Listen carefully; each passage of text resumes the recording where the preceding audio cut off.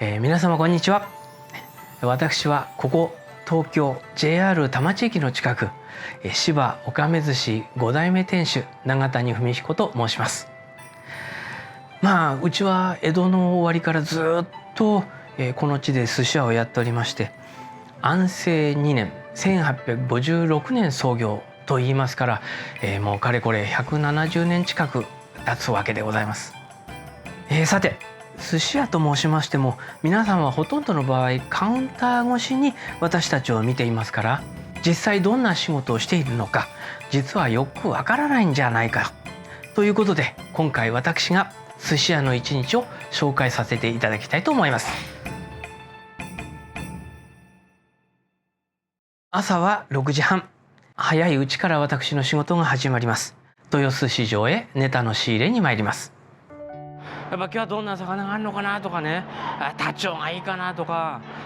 これからだからカレイ、スズキ、コチ、今日はいいのがあるといいなってドキドキはするんだけど、そこは値段との勝負だよね。ペシペシペシって言ってもう切り刻んで買いに行くと。だから一番豊洲の中でもうるせえじじいが来たって言われるぐらいになったら本望だね。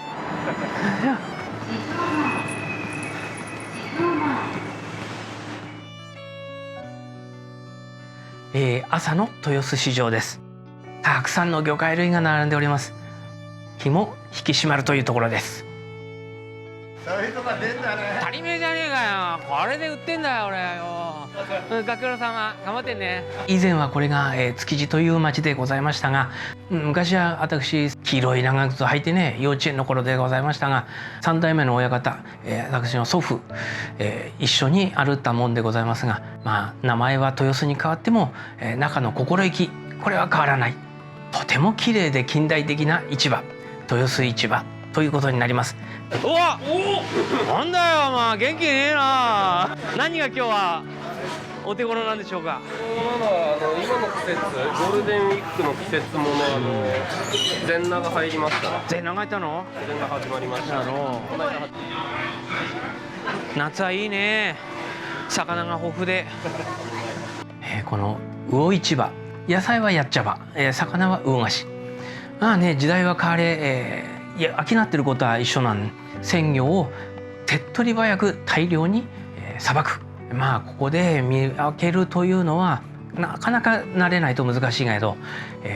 ヒラメ、目ん玉がビリッと飛び出て大きいこと、そして鱗がきれいで青身の魚だったら青光りしている、刀のようになんて表現もありますが、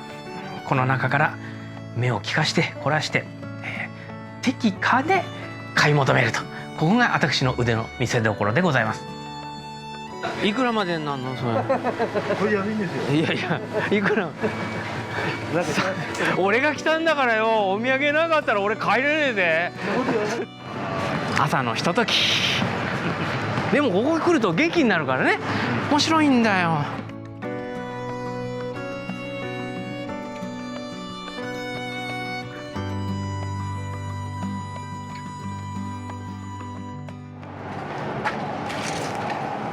ただいま。さて店に戻り、ここからが江戸前寿司の真骨頂、仕込みという段階になります。江戸前というと皆さんどういうイメージを抱かれるんでしょうか。寿司、天ぷら、そば、うなぎ、そばだけはね江戸前が使わないんですよ。面白いことに材料が長野は信濃のものだからって言うんですけどね、江戸っ子一番好きだったのがそばだと思うんですけどね。細かいことは抜きにして、寿司屋で言いますと穴子、小肌、こうした塩、酢、日本酒、こうしたもので長持ち日持ちをする、さらにうまみを引き出していくという作業がここには一つ隠れているんだと思います。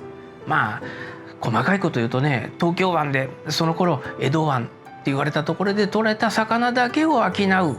ていう時代では現代令和は違う、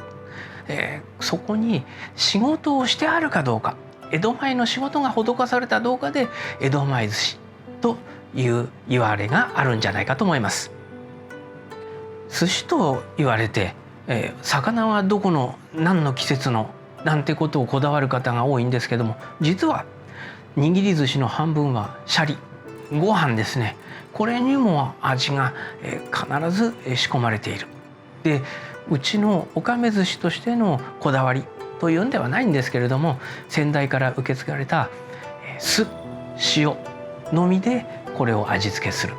そして魚と合わせた時にちょうどマッチするような握り寿司を心がけて作っているところです。まあシャリはね、うちの家内がこれがやってくれているので、本当に心の窓があれば開けて感謝の心を伝えたいというところですが、一回も行ったことはございません。この場を借りておかみありがとうございます。さて、菓子から魚が材料が届きます。これを下処理、大おろしと言います。大きな魚もあれば小さな貝類、アナゴ、シャコ、小肌、いろいろございますが、鱗を取る内臓と血合い骨まできれいに掃除するのが大おろし。さあ、それから、大きな魚であれば5枚おろし、3枚おろし、あるいは2枚おろしにして下仕事をします。さあ、それから、本日は特に小肌、今日のは佐賀県でございます。まあ東京湾でも取れなくはないが、手頃で一貫の寿司に逃げるのにはサイズが決まってるんですね。どういうか、なんとかどうみたいなことを言うと寿司道と言うんでしょうけども、やはりサイズがこだわりがあるというところなのかもしれません。まあ、今日は小肌をさばき、塩を打つ、酢で締める。それから、一つのお寿司になる大きさにして初めてお客様の目につくカウンターのネタケースへと収められるというものが、朝の仕事になります。私どもが職人として魚の下処理をしております。握る準備段階に入っている時に、おかみは海外しくこう言っとかなきゃいけない、テーブルを拭いてお醤油を継ぎ、準備段階を最終段階へと進めてまいります。さあ、ランチの準備が整いました。いつでもお客様いらっしゃい。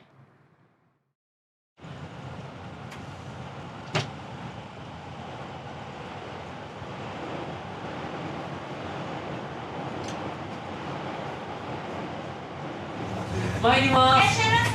しゃいませ。この田町駅界隈ではビジネス街といってサラリーマンの方が大勢いるので、短時間にある程度胃袋を満たすというものが一番好まれていると思います。ということで、ランチメニューも握りとちらし、一人前というとこれ6貫の海苔巻き1本、これが江戸前の正統派の1単位なんですが、それでは飽き足らず 1.5 人前のボリュームアップされた握り、そしてちらしというものが一番好まれていて、うちではバラちらしというちらしが一番人気なんですよ。いらっしゃいませ。先輩毎度。なるほどね。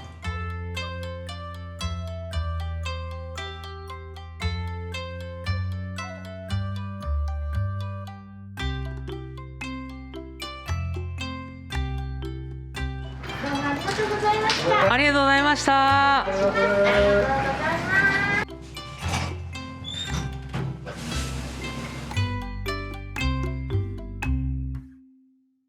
ではいただきます。お昼ご苦労様でした。お疲れ様です。ランチ営業も終えまして、従業員一同、お昼ご飯を食べ、また夕方からの営業に備えるところでございます。さて、ここで少しおかめ寿司の歴史と江戸前寿司についてお話をさせていただきたいと思います。江戸時代の終わり頃、大変な、動乱の時代が参りますが、それでも安政の2年、国のお役人たちは大変な世の中です。ペリーが来て2年後、うちの寿司屋が出来上がる。初代は、この先芝高輪にある東禅寺というところに仕出しのお魚材料ですね、これを届けていた、運び屋と言います。悪い意味ではございません。その中で初代の女将と出会って、今流行りのファストフード、昔はそうは言えなかった寿司っていうものがあるらしいから、どうだい夫婦になって一緒にやらないかいっていうのが初代の馴れ初めの始まり。で2代目の頃になってと、これが正座をして畳の上で寿司を作る。握ったものは、この辺り、田町界隈は大名の下屋敷、そして寺社仏閣が増上寺よろしくたくさんあったので、お昼時、自分時に合わせてこの握った寿司を届けるという、今でいうとデリバリーサービス、仕出しの専門寿司屋として産声を上げてまいりました。3代目の親方、私から見ると祖父にあたる人間でございますが、おかめ寿司の親方、これは、生涯寿司屋を通して芸事が達者ということで、この辺りにはよく芝居小屋、そして落語を聞かせる上打ち小屋がたくさんあったんだそうです。当人の3代目の親方は84歳で亡くなるまでその切符の良さ、そして江戸っ子かたぎを、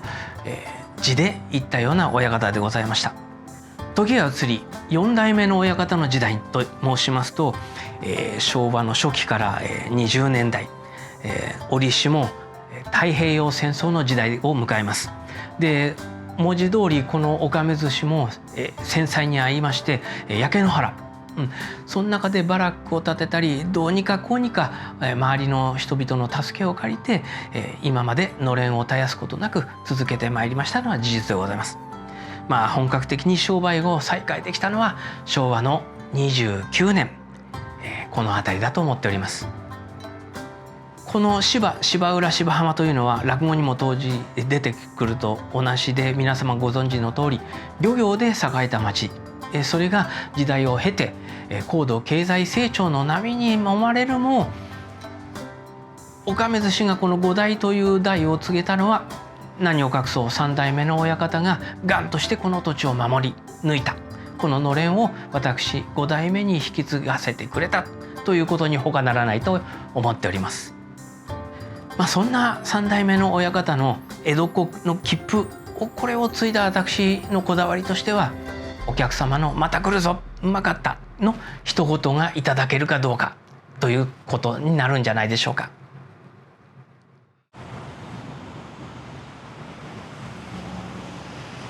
さあ、これから夕方のお客様の、お食事のセッティングになります。で、昼との違いは、お昼にはすぐさまお寿司とともにお椀物、デザートというのをつけるんですけれども、夜はどうしても酒席、お酒の席が中心になります。ということで、お刺身や、焼き魚、揚げ物、こうしたものも準備をさせていただいて、コース料理というのもお客様に好評をいただいているところでございます。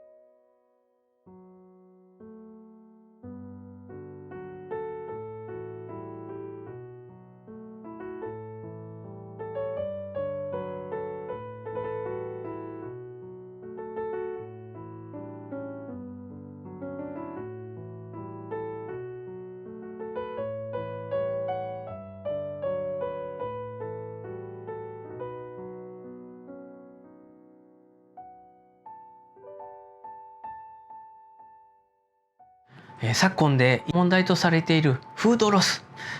売り余した食材をどのように活用するのか、これは、江戸時代も昭和も平成もずっと考えられたこと。もちろんこの令和は一番神経を使うところで、我々は無駄に使わず捨てることがせず、最後焼いたりフライにしたりで、自分たちのお惣菜としてもいただくことを心がけて、無駄にすることなく一行一生ということをねかっこよく言ってみましたけども、無駄にすることがないのがやはり江戸っ子かたぎというものの一つじゃないでしょうか。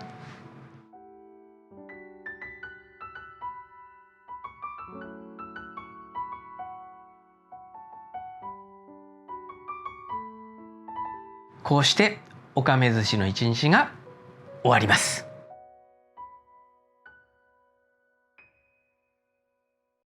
寿司屋の一日、皆様いかがでしたでしょうか。おかめ寿司5代目永谷文彦、これからもお客様の気に意に添えるように頑張ってお寿司を握らせていただきたいと思います。本日はご清聴ありがとうございました。